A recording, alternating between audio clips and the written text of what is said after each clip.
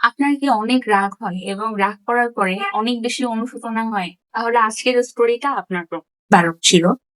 সে তার প্রচন্ড রাগ। তার যখন খুব রাগ হতো সে জিনিসপত্র ভাঙচুর করতো, মানুষকে যা তা বলতো এবং সে এটা কন্ট্রোল করতে পারত না।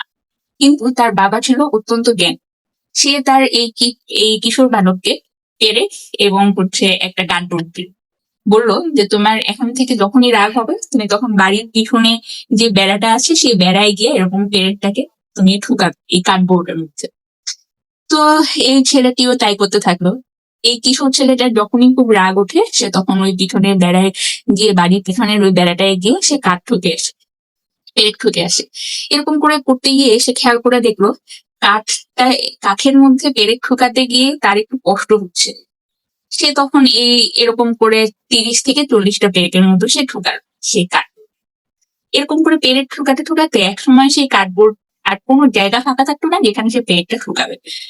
তো একদিন সে সকালবেলা খুব মন খুশি করে বাবাকে বলছে যে বাবা দেখো, আমি তো রাগকে কন্ট্রোল করতে পেরেছি, আমার এখন কোনো রাগ নেই। আমি এখন এই পেরেকটা কার্ডবোর্ডের মধ্যে ঠুকাতে ঠুকাতে কার্ডবোর্ডেরই জায়গা শেষ হয়ে গেছে। তো তখন বাবা তাকে বলছে যে তাহলে তুমি যখন রাগকে আরো ভালোভাবে নিয়ন্ত্রণ করতে পারবে তখন তুমি এই কার্ডবোর্ড থেকে পেরেকগুলোকে উঠিয়ে নিবে, ঠিক আছে? যেই বলা সেই কাজ। কিশোর আরেকটু বড় হলো। সে একদিন চিন্তা করলো যে কার্ডবোর্ড থেকে সে পেরেকগুলোকে তুলবে। সে কার্ডবোর্ড থেকে পেরেকগুলোকে যখন তুলতে গেল তখন দেখলো সেখানে ক্ষত হয়ে আছে, মানে সেই জায়গাটুকু ফাঁকা হয়ে আছে সেই কার্ডবোর্ডে। এবং এই জায়গা ফাঁকা যখন হয়ে আছে তখন তার বাবা তাকে বললো যে তুমি এটাকে ফিল আপ করো। এই যে কার্ডবোর্ডের যে পেরেক তুমি ঠুকেছো সেই জায়গাগুলো তো ফাঁকা হয়ে আছে, তুমি এইটাকে ফিল আপ করো। তখন সেই ছেলে বলছে এটাকে তো ফিল আপ করা পসিবল না। তো বললো যে কার্ডবোর্ডকে তোমাকে এনি হাউ মসৃণ করতে হবে। সেটা তখন আবার বলে যে এটা তো সম্ভব না।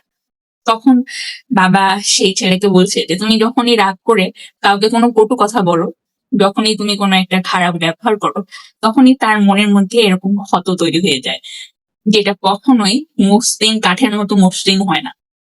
সেটা তখন আরো ভালো করে বুঝতে পারবে যে তার রাগটাকে নিয়ন্ত্রণ করা কত দরকার এবং তার মধ্যে একটা অনুশোচনা হলো। তো আজকের স্টোরিটা ছিল এটাই। রাগ সম্পর্ককেও খারাপ করে। যদি আপনি খুব এক্সট্রিম পর্যায়ে রাগ দেখায় ফেলেন দেখবেন যে আপনার সম্পর্কটাও খারাপ হয়ে গিয়েছে।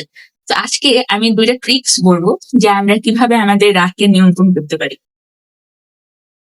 ট্রিক্স নাম্বার 1, প্রথমে আপনাকে যখন কেউ রাগ দেখাচ্ছে আপনি চেষ্টা করবেন সেই জায়গাটা থেকে 5 মিনিট একটু দূরত্ব বজায় রাখার অথবা সেই জায়গা থেকে সরে আসার। যদি এটা কখনো করা সম্ভব না হয় তার জন্য অন্য আরেকটা ট্রিক্স আছে, সেটাই আমি বলছি। এই যে আপনি 5 মিনিট জায়গা থেকে সরে আসছেন, আপনি এই 5 মিনিটে একটা কাজ করবেন। প্রথমে হলো 5 সেকেন্ড আপনি খুব জোরে জোরে নিঃশ্বাস নেবেন। এরকম করে 5 সেকেন্ড আপনি নিঃশ্বাসটাকে ধরে রাখবেন। তারপরের 5 সেকেন্ড আপনি এই ধরে রাখা নিঃশ্বাসকে ছেড়ে দেবেন। দেখবেন যে আপনার মুহূর্তেই আপনি খুব রিল্যাক্স ফিল করছেন। মনে হচ্ছে যে আপনার মাথার উপরে যে ভারটা ছিল সেই ভারটা অনেকাংশেই কমে গেছে। সেকেন্ড ট্রিক্স, এবং এটা খুবই ইফেক্টিভ একটা ট্রিক্স, সেটা হলো যখন আপনাকে কেউ রাগ দেখাচ্ছে আপনি তখনই 100 উল্টো থেকে কাউন্ট করা শুরু করবেন। মানে মনে করুন 199, 98, 97 এরকম করে উল্টা থেকে কাউন্ট করা শুরু করুন। আপনি ওটা থেকে কাউন্ট করতে করতে একদম 0 পর্যন্ত আপনি কাউন্ট করুন। মনে করেন যে আপনাকে কেউ হয়তো 2 থেকে 3 ঘন্টার মতো রাগ দেখাচ্ছে, আপনি তাও যতবার আপনার 0 কাউন্ট হচ্ছে আপনি আবার 100 থেকে শুরু করুন এইভাবে। তো অনেক সময় হয় কি, যখন একটা মানুষ রাগ দেখায় রাগের সময় 90% এক ধরনের হরমোন রিলিজ হয় এবং এই হরমোনটা প্রথম 1.5 মিনিটের মধ্যে যদি এই হরমোনটা থেকে আমরা সেভ করার ট্রাই করি তাহলে দেখবেন যে আপনি খুব দ্রুত রাগের এই অবস্থা থেকে নর্মাল সিচুয়েশনে ফিরে আসতে পেরেছেন, যদি আপনি তখন এটাকে কন্ট্রোল করতে পারেন। তো এখন আমি আপনাদেরকে বলবো, আমি যেটা শুরুতে বলেছিলাম যে অনেক সময় এরকমও সিচুয়েশন আসে যে আমরা এমন একজন আমাদের সঙ্গে রাগ করেছেন যে সেই জায়গাটা থেকে আমরা সরে আসতে পারছি না। সেই সিচুয়েশনে আপনি কি করবেন? আপনি সেই সিচুয়েশনে প্রথমে একটু শান্ত হওয়ার চেষ্টা করবেন, কারণ প্রথমে যদি আপনি রিয়াক্ট করতে থাকেন সামনের মানুষ কিন্তু আপনাকে কথা শোনার একটা হলো অপরচুনিটি পেয়ে যাবে, একটা সুযোগ পেয়ে যাবে, সে আপনাকে আরো কথা শোনাবে, আরো কথা শোনাবে। তো তো এতে করে হবে কি, তখন আপনি মেন্টালি এফেক্টেড হয়ে যাবেন তার কাছে। যে রাগ দেখাচ্ছে তার কিন্তু সমস্যা, আপনার কিন্তু কোনো সমস্যা নাই। এটা আগে মাইন্ডে রাখতে হবে যে আপনার কিন্তু কোনো প্রবলেম নাই, যে রাগটা দেখাচ্ছে তার এটা সমস্যা। ঠিক আছে? এটা আমি ইমোশনের ক্ষেত্রে বলছি, নট হচ্ছে যে কারণে রাগটা দেখাচ্ছে। হয়তো মনে করেন আপনি কোনো একটা কাজ করছেন, সেখানে হয়তো 80% ভুল হয়েছে কাজটা। সে যখন রাগটা দেখাচ্ছে, আপনি চেষ্টা করবেন যে সে কি কি পয়েন্ট বলছে, সে কি 80% ফালতু কথা বলছে আর 20% কাজের কথা বলছে। এই যে 20% কাজের কথা বলছে, আপনি এইটাতে ফোকাস করার ট্রাই করবেন। কিন্তু কিভাবে করবেন এটা আমি বলছি।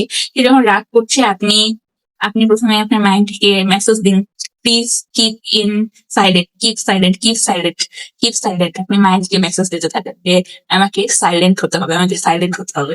ব্রেইনকে এটা মনে মনে বলতে থাকবে যে আমাকে সাইলেন্ট হতে হবে। এবং আপনি চিন্তা করুন, আপনি কোনো একটা সিনেমা দেখতেছেন।